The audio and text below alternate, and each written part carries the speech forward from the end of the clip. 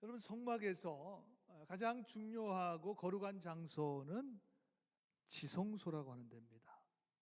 제사장들도 여기 함부로 들어가지 못하고, 제사장 중에 대제사장, 가장 큰 제사장, 대제사장이 1년에 한 번, 그것도 피를 가지고 들어갈 수 있었던 곳이 지성소입니다. 그리고 그 지성소 안에 들어가게 되면 하나님의 임재를 상징하는, 우리가 언약궤라 그러기도 하고 법궤라 그러기도 하고 증거궤라 그러기도 하고 하나님의 궤, 다 같은 말인데 저거예요. 저게 지성소 안에 들어가 있습니다.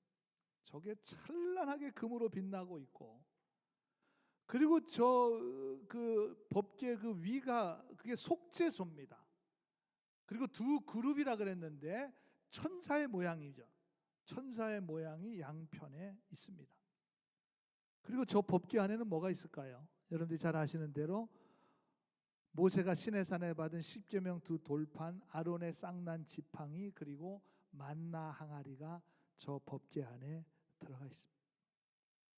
이스라엘 민족의 중심은 언제나 하나님의 임재의 상징인 저 법궤가 있었습니다. 법궤는 사실상 이스라엘 백성들에게는 아주 생명과도 같은 것입니다. 그래서 늘 법궤를 앞세웠습니다. 요단강을 건너서 가나안을 향해 갈 때도 여호수아 3장 8절에 보면 너는 언약궤를 맨 제사장들에게 명령하여 이르기를 너희가 요단 물가에 이르거든 요단에 들어가라 하라. 저 언약궤를 맨 제사장들이 요단강 물에 발을 담그니까 요단강 물이 갈라져서 이스라엘 백성들이 그 요단강을 건너서 가나안으로 들어가게 되었습니다. 여러분, 여리고성을 정복할 때도 여호수아 6장 12절에 보면 여호수아가 아침에 일찍이 일어나서 제사장들이 여호와의 궤를 메고 그리고 여리고성을 돌았습니다. 우리가 잘 아는 대로 여리고성이 무너뜨리고 정복하게 되었습니다. 놀라운 하나님의 역사에는 반드시 하나님의 법궤가 있었습니다. 여러분, 구약에 나오는 사울 왕이 사실 첫 번째 왕이고 그 다음이 다윗인데, 사울 왕이 실패했기 때문에 우리는 왕 그러면 그냥 다윗 왕을 생각하는데, 어쨌든 사울 왕이 첫 번째로 있었고 그 다음이 다윗이에요. 이 두 사람의 결정적인 차이점이 뭔가 하면 하나님의 법궤에 관한 것입니다. 하나님의 법궤를 가장 우선으로 여기는가 그렇지 않은가, 이 두 사람의 결정적인 차이예요. 사울 왕 때는 여러분 블레셋과의 전쟁에서 하나님의 궤를 뺏겼습니다. 블레셋이 하나님의 궤를 가져갔어요. 그런데도 찾지도 않았습니다.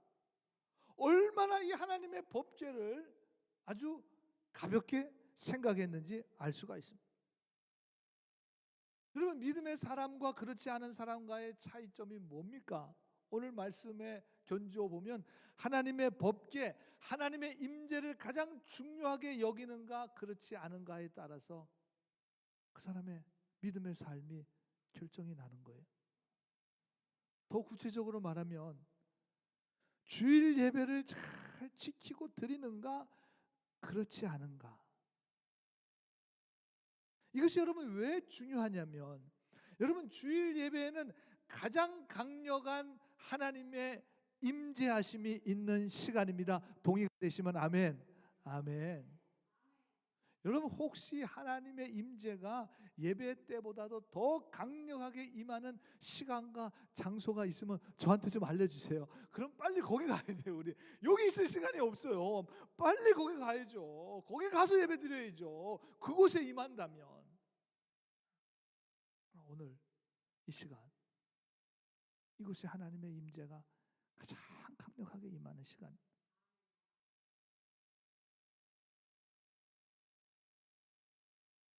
여러분, 목사에게 있어서 가장 중요한 시간입니다. 왜냐하면 이번 한 주간의 모든 목회가 결정되는 시간이 바로 이 오늘 주일 예배 시간이에요. 교인들에게 있어서 한 주간의 삶 동안에 정말 하나님께서 함께 하시는, 하나님과 동행하는, 하나님께서 임재하시는 그런 삶을 살아가는가 그렇지 않는가가 지금 오늘 여기서 결정이 되는 시간입니다. 그렇기 때문에 여러분, 이 주일 예배를 가볍게 여긴다거나 뭐 나와도 그만이고 안 나올 수도 있지. 그렇죠. 안 나올 수도 있죠. 드려도 그렇고 안 드려도 그렇고 내 마음대로 만약에 이것이 결정된다면 어떻게 그런 마음에 하나님의 임재가 있는 거룩한 믿음의 삶을 살아갈 수 있겠습니까? 그건 말이 안 돼요, 사실은. 예배를 대하는 여러분의 태도가 믿음의 삶이냐 아니냐를 결정짓는 것입니다.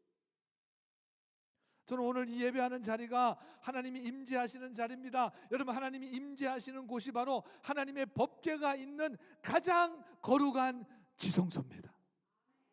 오늘 여기가 바로 지성소예요. 사실은 굉장히 중요한 장소입니다. 오늘 예배를 통해서 저는 여러분 한 사람 한 사람에게 하나님의 임재하심이 경험되어지는 그런 축복된 시간이 되시기를 우리 주님의 이름으로 간절히 축원합니다. 우리 옆 사람과 이렇게 인사하겠습니다. 하나님이 오늘 당신에게 임재하십니다. 하나님이 오늘 당신에게 임재하십니다. 여러분, 매주일 일어나는 엄청난 영적 사건이에요. 하나님이 임재하는, 하나님이 임재하시는 거예요.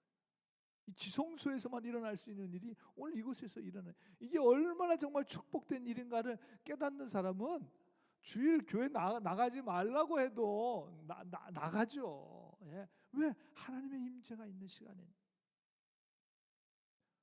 여러분, 사울 왕이 죽고 나서 이제 다윗이 왕이 되었습니다. 다윗이 왕이 되고 나서 가장 먼저 한 일은 하나님의 법궤를 찾는 일이었습니다. 사울왕 시대는 찾지도 않았어요. 어디 있는지도 몰라요. 어디 구석에 처박혀 있는지도 몰랐습니다. 다윗이 왕이 되고 나서 하나님의 법궤를 찾았더니 법궤가 기럇 여아림이라고 하는 곳에 있었습니다.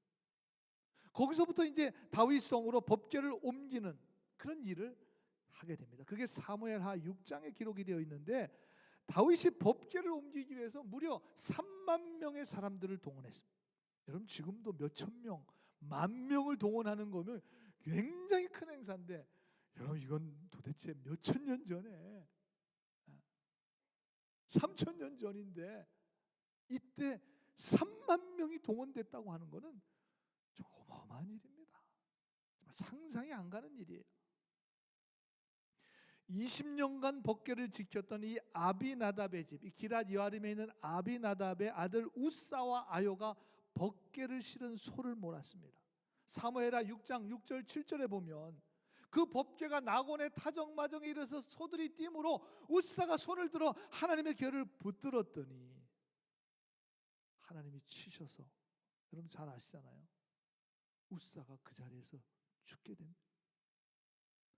온 백성이 3만 명이나 동원돼서 하는 행사가 충격에 휩싸였습니다. 사람이 죽었잖아요. 그것도 맨 앞에 앞장서던 사람이, 요즘 말로 하면 멘붕이 일어난 거예요. 멘붕. 그래서 하나님의 법궤를 옮기는 일이 중단이 되었습니다. 오늘 읽은 본문 5절에 보니까 그 채를 궤 양쪽 고리에 꿰어 매게, 법궤는 매라고 분명하게 말씀하고 있어요.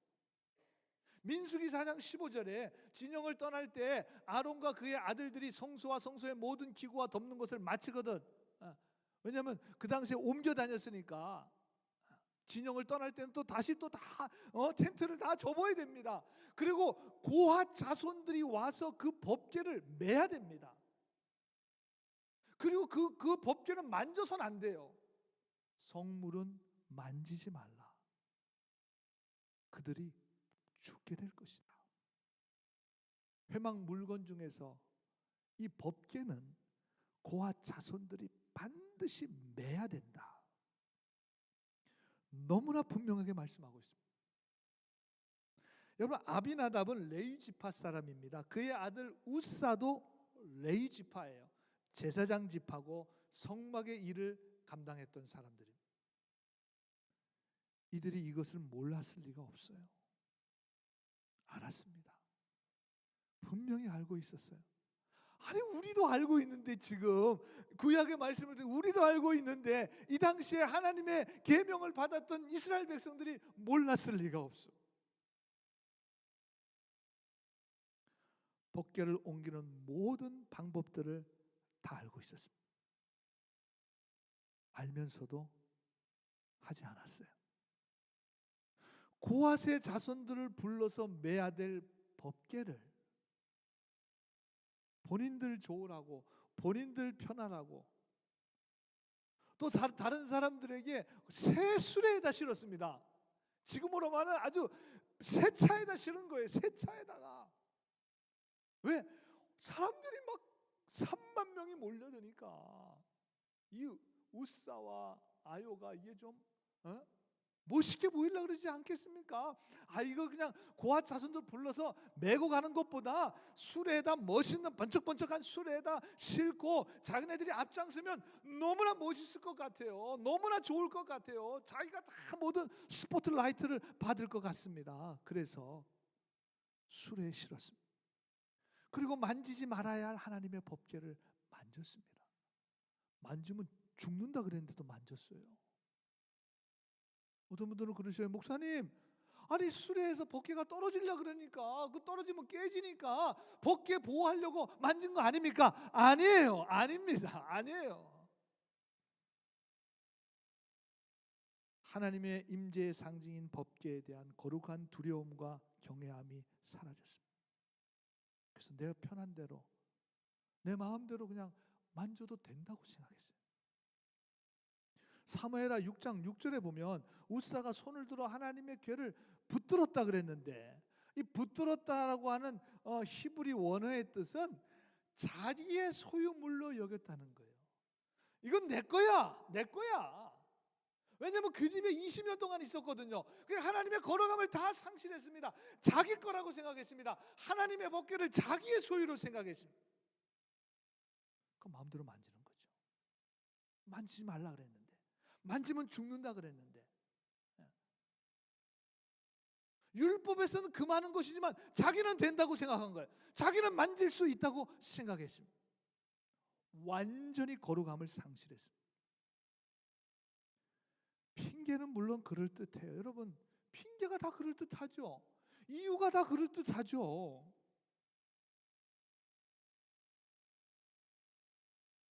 그렇지만 하나님의 법궤를 함부로 자기의 소유물인 것처럼 가볍게 생각했습니다. 그 결과는 하나님의 징계를 받아 죽게 되었습니다. 여러분, 그렇기 때문에 하나님의 임재와 거룩하심을 가볍게 여기는 거. 여러분, 우리가 이 예배, 우리가 하나님의 임재, 성령의 감동하심, 성령의 역사가 임하는 이 시간, 이 하나님의 임재가 있는 여기가 지성소입니다. 그렇게 되면 이 하나님의 예배를 가볍게 여긴, 들어도 되고 안 들어도 되지 뭐, 참석해도 되고 그냥 나와서 그냥 1시간 앉아 있는 거지 뭐. 여러분, 이렇게 생각한다면, 알면서도 하나님께 어떻게 예배 드려야 되는지를 알면서도 정말 신령과 진정으로 온 마음을 다하여 전심으로 하나님을 바라보는 그런 마음을 가지고, 마음을 다하고 뜻을 다하고 생명을 다하고 목숨을 다하여 하나님을 예배하고 하나님을 사랑하는 것을 알면서도 그렇게 하지 않으면 매우 심각한, 구약에는 실제로 죽었습니다. 지금은 죽진 않아요. 여러분, 예배 참석 안 한다고 죽게 되면 그건 안 되죠. 여러분, 몸은 죽지 않지만 이 말씀은 뭘 의미하고 있는 거예요? 우리의 영이 죽는다는 거예요. 영이 죽어요. 예배를 아무렇게나 생각하고, 예배를 가볍게 생각하고, 예배를 별것 아닌 것으로 생각하고, 예배를 그냥 1시간 그냥 앉아있다 가는 것으로 생각하면 영이 죽죠. 영이 죽습니다. 죽어요. 진짜 죽어요. 저는 우리 몽고베리 제일교회에서 신앙생활하는 여러분들 모두는 정말 하나님을 경외하는 마음, 하나님의 임재를 우리가 매주 체험함으로 하나님 우리와 함께 하시잖아요. 오늘 예배 가운데 하나님이 임재하시고 계신 줄로 믿습니다. 우리가 그 믿음을 가졌기 때문에 예배 드리잖아요. 그게 여기가 지성소죠. 하나님의 임재하심이 있는, 하나님의 법궤가 있는, 하나님이 함께 하시는 이 지성소에서 여러분의 영이 회복되고 치유되고 온전케 되는 그런 하나님의 역사가 매주 예배를 통해서 일어나게 되기를 우리 주님의 이름으로 간절히 축원합니다. 여러분, 예배 회복이 뭐예요? 예배 회복이 사람 많이 모였다고 예배 회복인가요? 예배가 세련되게 아주 그냥 컨템포러리로 막 찬양하고 막 이렇게 아주 세련되게 흘러가야 그게 예배가 회복되는 건가요? 여러분, 예배의 회복은 여러분의 영이 다시 살아나는 것입니다. 여러분의 영이 다시 회복되는 것입니다. 여러분의 영에 하나님의 임재하심이 임하는 것입니다. 무슨 전통적인 예배를 드리든 무슨 컨템포러리 예배를 드리든 열린 예배를 드리든 상관없이 예배가 회복된다는 말은 그 예배를 통해서 여러분의 영이 다시 살아나야 된다는 것입니다. 그래야 진정한 예배가 되는.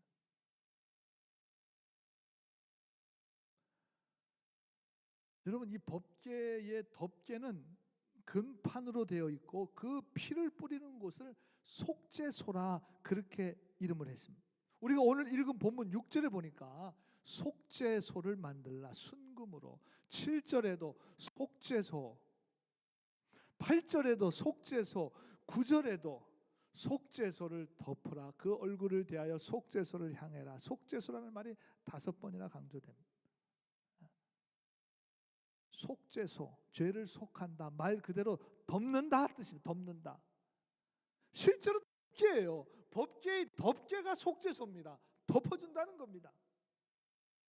여러분, 뭘 덮어주나요? 우리의 죄를 하나님께서 덮어주신다는 것입니다. 이 바로 법궤 위에서, 이 속죄소에서 우리의 죄를 덮어주심으로 하나님과의 만남이 이루어지게 되는 것이고, 내 죄가 덮어지면서 하나님의 임재가 있게 되는 것입니다. 오늘 바로 지금 이 시간이에요. 여러분, 법궤의 가장 큰 특징은 피의 법칙입니다. 법궤는 피 없이는 만질 수가 없어요. 가까이 가서도 안 됩니다. 대제사장이 1년에 한 번씩 피를 가지고 깜빡 피를 못 가지고 들어갔어요. 그럼 거기서 그냥 죽어요. 그래서 그걸 끌어냈어야 돼요. 들어가지도 못하고 이 발에다가 방울을 달아가지고 그 끈을 매가지고 깜빡 잊고 피를 못 가지고 들어갔어요. 그럼 거기 그냥 죽는 거예요. 그러면 사람들이 거기 못 들어가니까 딸랑딸랑 이 대제사장이 거기서 움직이는 소리가 안 들어가면 죽은 대제사장을 그냥 끌어냈습니다. 왜냐하면 히브리서 9장 22절에 피 흘림이 없이는 죄 사함이 없느니라. 히브리서 9장 7절에도 오직 둘째 장막은 이게 지성소입니다. 이 둘째 장막 지성소는 대제사장이 홀로 1년에 한 번 들어가되 자기의 백성의 허물을 위하여 드리는 피 없이는 들어갈 수 없다. 반드시 피가 있어야 된다. 하나님께 나아가는 사람은 반드시 피가 있어야 된다는 것입니다. 여러분, 우리가 잘 아는 대로 우리 출애굽기 말씀을 통해서 애굽의 10번째 재앙으로 이스라엘 백성들이 출애굽하게 되었잖아요. 그런데 왜 이스라엘 백성들은 이 10번째 재앙, 이 장자 죽음의 재앙에서 피해갈 수 있었나요? 어린 양의 피를 대문에 바른 집은 죽음의 사자가 넘어갔습니다. 그래서 유월절입니다. 어린 양의 피 때문에 구원을 받은 거예요. 하나님이 이스라엘 백성들과 언약도 피로 언약을 했습니다. 피를 뿌리고 언약했습니다. 오늘 이 성막한 가장 중요한 하나님의 임재하심이 있는 지성소에, 이 속죄소에는 반드시 피를 뿌려야 돼요. 피를 가지고 들어가야 돼요. 여러분, 그렇기 때문에 여러분, 오늘 우리가 이 자리에 나와 예배할 수 있는 이유는, 구원받을 수 있는 이유는 오직 예수 그리스도의 십자가의 보혈의 은혜로 우리가 구원받고 하나님의 자녀가 되고 오늘 이 자리에 나와 예배할 수 있게 된 줄로 믿습니다. 오늘 우리가 성찬을 했습니다.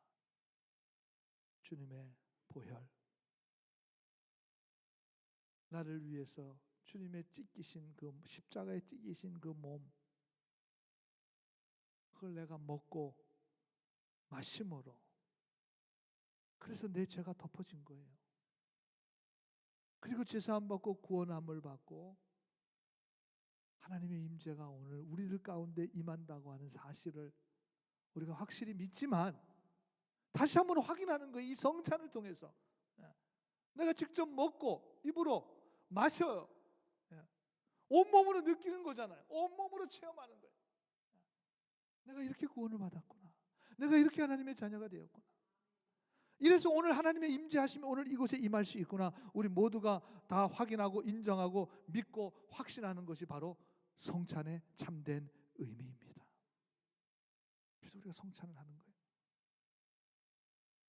여러분, 하나님의 법궤 안에는 세 가지가 들어가 있습니다. 아론의 쌍난 지팡이, 그 다음에 만나 항아리, 그 다음에 십계명 두 돌판이 법궤 안에 들어가 있습니다. 우선 만나 항아리, 여러분, 만나 사건은 이미 우리가 출애굽기 16장 말씀을 통해서 살펴봤습니다. 애굽에서 나온 지 한 달째입니다. 먹을 거 다 먹었어요. 냉장고가 없어서 다 썩었어요. 가지고 온 거 먹을 게 없어요. 광야에서 먹을 만한 게 없어요. 그때 이스라엘 백성들이 배고프니까 뭐 당연하죠. 모세와 아론을 원망하면서 우리가 애굽에 있었으면 그래도 거기는 좀 뭐 힘들게 노예 생활을 했지만 그때는 그래도 고기도 구워 먹고 그래도 그냥 먹을 건 먹을 수 있었는데 우리가 괜히 출애굽해 가지고 이곳 생을 한다고 막 난리가 났어요. 아니, 하나님 어련히 안 주시려고, 양식 떨어지면 하나님께서 어련히 채워주실 텐데 그걸 못 참고 하나님을 원망했습니다. 그리고 막 애굽으로 다시 가자고, 아유 애굽에 있었을 때가 더 좋았다고, 아유 이렇게 광야에서 이러다가 우리 다 굶어 죽는 거 아니냐고. 그때 여러분 하나님이 주신 것이 바로 만나와 메추라기예요. 그때 저는 그런 생각을 해봐요. 이거 하나님 다 준비하고 계셨는데, 조금만 참지, 여호와 일에 다 준비하고 계셨는데 그거 못 참고 원망하고 불평. 여러분이 만나와 메추라기로 광야 40년간 먹었습니다. 부족함이 없었습니다. 날마다 먹었습니다. 그 만나를 담은 항아리, 그 다음에 아론의 쌍난 지팡이가 그 법궤에 들어가 있어요. 민수기 16장 17절을 읽어보시면 거기 자세하게 나와 있는데 광야 생활이 이것도 거의 끝나갈 무렵이에요. 조금 참 이게 우리가 인내한다는 게 이렇게 힘들어요. 고라와 그 일당들이 반역을 합니다. 고라, 이름도 별로 좋지도 않아요. 고라와 그 일당들이 모세와 아론을 반역을 해요. 우리 이렇게 40년 동안 이렇게 그냥 돌아다니게 만드냐, 이렇게 힘들게. 그때 하나님이 고라와 그 일당들을 심판하심. 그러니까 막 이스라엘 백성들이 막 어쩔 줄 몰라 해요. 이러다 우리 이거 진짜 다 광야에서 죽는 거 아니냐? 그때 하나님께서 다른 지팡이들, 뭐 지팡이가 거기 무슨 생명이 있어, 나무로 만든 건데, 근데 아론의 지팡이에만 싹이 나고 꽃이 피고 열매가 맺지. 그걸 모든 백성들이 다 보게 되었습니다. 하나님 살아계시구나. 하나님께서 우리 가나안 땅 인도하실 거구나. 여러분, 혹시 하나님의 살아계심이 좀 의심이 되고 하나님께서 왜 내 기도에는 이렇게 응답하시지 않나, 그런 의심이 가는 사람들이 있으시다면, 혹시 성도님들 계시다면 오늘 말씀을 통해서 조금만 더 인내하시길 바랍니다. 하나님께서 다 준비하고 계신 줄로 믿습니다. 하나님 함께 하셔요. 하나님 붙잡아 주십니다. 그래서 그 증거를 보여주셔요. 그 아론의 쌍난 지팡이를 벗겨다 두었습니다. 그 다음에 십계명 두 돌판입니다. 우리가 잘 아는 대로 모세가 하나님의 산에 올라갔을 때 이스라엘 백성들이 산 밑에서 송아지 우상 숭배 만들고 형상 만들고 우상 숭배했습니다. 난리가 났죠. 그래서 모세가 급하게 내려갔더니 뭐 송아지 만들어 놓고 막 난리가 난 거예요. 그래서 그냥 화가 났는지 열 받았겠죠. 모세도. 그래서 그만 그 돌을 집어 던져가지고 깨졌습니다. 그래서 다시 돌판을 만들어서 가지고 가서 하나님께 계명을 받아가지고 왔잖아요. 그 두 번째 돌판을 그 법궤에 두었습니다. 여러분, 이 하나님의 법궤 안에 있는 이 세 가지 물건의 공통점이 뭐예요? 공통점이 한번 생각해 보세요. 예? 만나 항아리, 아론의 쌍난 지팡이, 그 다음에 두 돌판. 이 하나님의 언약궤에 있는 세 가지 모두는 다 하나님을 원망하고 반역하고 우상 숭배했던 그 사건의 상징적인 물건이 그 안에 들어가 있습니다. 여러분, 이게 무슨 말씀이에요? 뭘 우리들에게 가르쳐 주려고 저 법궤 안에 하나님의 임재하심이 있는 저 법궤 안에 그 세 가지 물건이 그 안에 들어가 있습니까? 여러분, 하나님 앞에서 어떤 우리가 잘못을 범했을지라도 여러분이 반역하고 원망하고 우상 숭배했던 이거 엄청난 범죄잖아요. 여러분, 하나님 원망하는 것도 이것도 죄입니다. 범죄예요. 이스라엘 백성들 원망하다 이렇게 된 거예요. 반역하는 거, 하나님을 반역하는 거, 우상 숭배하는 거, 하나님 앞에 정말 큰 죄죠. 그런데 그것이 법궤 안에 들어가 있습니다. 하나님 앞에 어떠한 정말 범죄를 했을지라도 예수 그리스도의 십자가의 보혈로 씻어주시고 용서해 주시고 덮어주셔서 다시 하나님과의 관계가 회복되고 하나님의 임재하심이 그곳에 있게 된다는 것입니다. 그게 법궤가 우리에게 상징해 주는 하나님의 임재하심은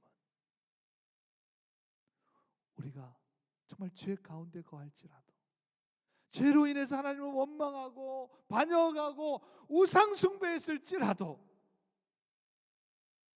그런 사건이 있었을지라도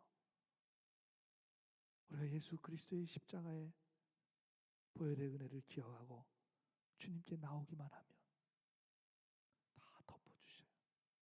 그 궤 안에 다 넣어주셔요. 덮어주십니다. 그래서 하나님 임재 가운데 하나님을 만나고 하나님과 함께 동행할 수 있는 그런 삶을 살아갈 수 있도록 여러분 우리를 인도해 주실 줄로 믿습니다. 사도 바울은 로마서 5장 20절에 죄가 더한 곳에 은혜가 넘쳤다 그렇게 표현하고 있어요. 죄가 더한 곳에 죄 더지란 말은 아니겠죠. 자기의 죄를 깨닫고 정말 하나님 앞에 쓸 수 없는 죄인일지라도 내 죄를 깨닫고 정말 하나님 앞에 진심으로 회개하는 자에게 하나님께서 그 죄를 덮어주시는 하나님의 은혜가 임하게 되는 것입니다. 십자가의 보혈로 예수 그리스도의 은혜로 다 덮어주십니다. 그리고 하나님의 보좌 앞으로 지성소에 나와 하나님의 임재를 체험하며 하나님과 동행하는 거룩한 믿음의 삶을 살아갈 수 있도록 우리를 인도해 주십니다.